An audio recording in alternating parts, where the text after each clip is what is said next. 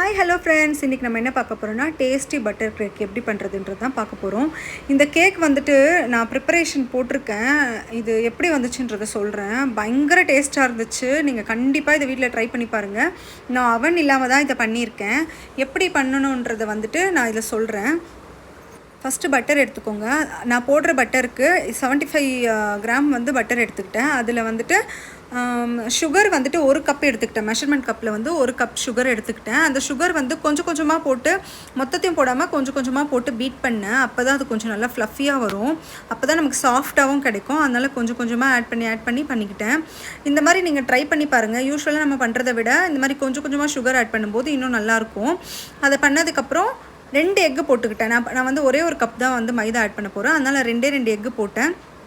அந்த எக்கு போட்டதுக்கப்புறம் நல்லா வந்து பீட் பண்ணணும். நல்லா பீட் பண்ணி அந்த எல்லோயிஷ் கலர் போயிட்டு நமக்கு வந்து கலர் கொஞ்சம் வந்து லைட் ஆகணும். நான் ஒயிட் கலருக்காக நான் இதில் வந்து கேக் ஜெல் எதுவுமே யூஸ் பண்ணலை. ஜஸ்ட் நம்ம வீட்டில் இருக்கிற திங்ஸை வச்சு தான் நான் ட்ரை பண்ணியிருப்பேன்.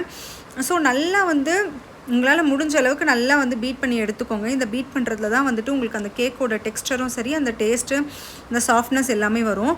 பீட் பண்ணும்போதே நடுவில் வந்துட்டு வெண்ணிலா எசன்ஸ் சேர்த்துக்கோங்க. இந்த எசன்ஸ் வந்து வெண்ணிலா தான் இருக்கணும்னு இல்லை, உங்கள்கிட்ட என்ன எசன்ஸ் இருக்கோ அதை ஆட் பண்ணிக்கோங்க. நான் வந்து வெண்ணிலா ஆட் பண்ணிக்கிட்டேன், எனக்கு பிடிக்குன்றதுக்காக.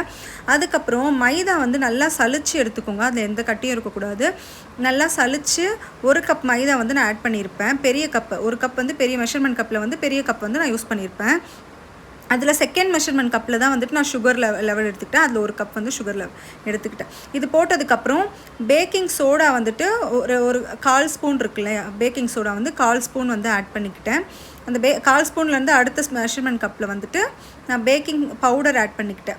பேக்கிங் பவுடர் ஆட் பண்ணிக்கிட்டு சால்ட் வந்து என்னோடய கையில் சும்மா ஒரு இந்த 3 ஃபிங்கர்ஸில் எடுப்போம்ல, அந்த மாதிரி எடுத்து லைட்டாக தூவி விட்டுக்கிட்டேன். அது வந்து போதுமான அளவு. இது பண்ணிவிட்டு இது 3த்தையுமே வந்து ஸ்பேச்சுலா வச்சு மிக்ஸ் பண்ணிக்கோங்க. உடனே நம்ம வந்துட்டு ஹேண்ட் மிக்சரை போட்டோன்னா அந்த மைதா வந்து பறக்கும். ஸோ அது வந்து சரியாக வராது.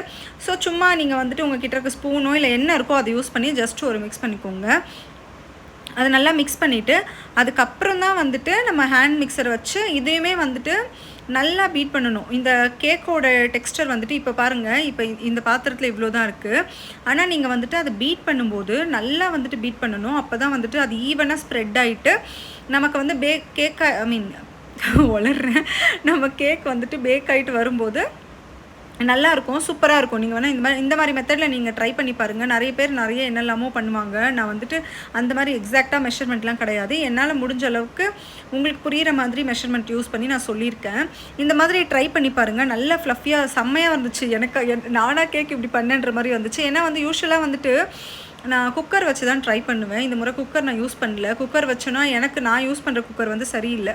ஸோ அது வந்து ப்ராப்பராக வரமாட்டேங்குது. அடியில் நல்லா கரைஞ்சி போயிடுது. ஸோ நான் இட்லி பாத்திரம் வந்து யூஸ் பண்ணியிருப்பேன். உங்கள்கிட்ட வந்து நீங்கள் யூஸ் பண்ணுற இட்லி பாத்திரமே எடுத்துக்கோங்க. பயங்கரமாக இருக்குது. நான் கூட அதில் வருமோ வராதோன்னு யோசித்தேன். நீங்கள் வந்து அதை யூஸ் பண்ணி பாருங்கள். இப்போ பாருங்கள் இந்த கேக்கோட டெக்ஸ்டர் எப்படி இருக்குன்னு பாருங்கள். நல்லா சில்கியாக சாஃப்டாக பயங்கரமாக இருந்துச்சு. ஸோ இந்த லெவலுக்கு வரும்போது நீங்கள் என்ன பண்ணணும்னா உங்களோட இட்லி பாத்திரத்தை வந்து ப்ரீ ஹீட் பண்ணிக்கோங்க. ஒரு 10 மினிட்ஸ்.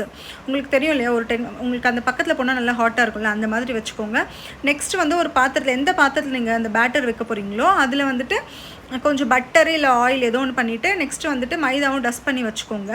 இந்த லெவலில் வந்து நீங்கள் வந்து மில்க் ஆட் பண்ணணும். போதுமான அளவு மில்க்கு ஆட் பண்ணி அதை வந்து ஈவனாக மிக்ஸ் பண்ணுங்கள். மிக்சிங் தான் நம்ம ஒரு கேக் பண்ணும்போது மிக்சிங்கிறது ரொம்ப ரொம்ப முக்கியம்.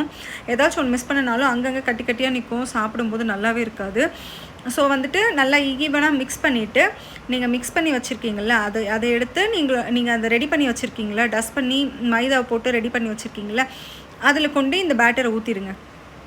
ஊற்றுனதுக்கப்புறம் அதை எடுத்து அப்படியே வந்துட்டு நல்லா அந்த ஊற்றும்போது வந்துட்டு ஈவனாக ஸ்ப்ரெட் ஆகணும். ப்ளஸ் நீங்கள் வந்து என்ன பண்ணணுன்னா அந்த பபிள்ஸ் எல்லாம் போகணும். ஸோ 2 டேப் பண்ணிக்கோங்க. அந்த பாத்திரத்தை வந்து 2 முறை டேப் பண்ணிவிட்டு அந்த மேலே இருக்கிறதையும் வந்து லேயர் மாதிரி, ஏன்னா இதில் நிறைய நம்ம பால் ஆட் பண்ண மாட்டோம், தண்ணியும் ஆட் பண்ண மாட்டோம், இருக்கிறத வந்து அப்படியே பண்ணியிருப்போம்.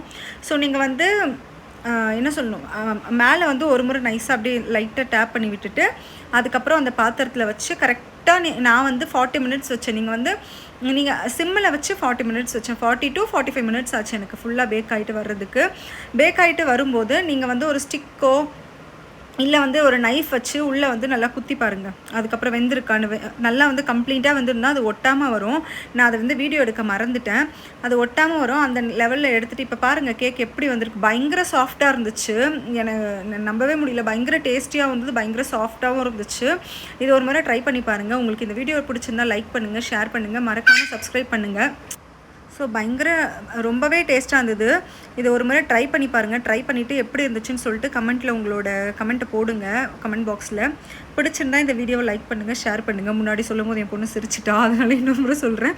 பிடிச்சிருந்தா லைக் பண்ணுங்கள், ஷேர் பண்ணுங்கள், மறக்காமல் சப்ஸ்கிரைப் பண்ணுங்கள். Thank you so much. இந்த வீடியோ இவ்வளோ நேரம் பொறுமையாக பார்த்ததுக்கு ரொம்ப ரொம்ப தேங்க்ஸ். பிடிச்சிருந்தா சப்ஸ்கிரைப் பண்ணுங்கள். Thank you so much. பாய்.